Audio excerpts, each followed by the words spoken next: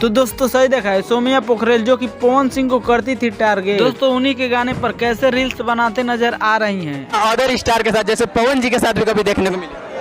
कौन है पवन जी?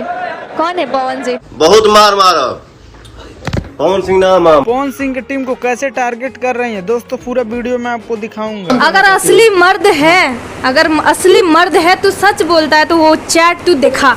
रिक्वेस्ट किए थे, रिक्वेस्ट करने के बाद हम उन लोग से काम की थी, पर अब आज आके देखिए इल्जाम लगा रहे हैं कि हम उन लोग के पास गए हुए थे। आप पवन सिंह को कौन नहीं जानता भाई? पवन सिंह को उसके माई भी जानते, उसका बाप भी जानता होगा। देखिए वो उनको ऐसा नहीं बोलना चाहिए। पवन भैया को और खेसारी भैया को सब लोग जानता है। पेट में जो बच्चा भी होगा, अगर वो पैदा होगा तो पवन सिंह का एक गाना तो जरूरी सुनेगा। यही नहीं, अभी और सुनिए।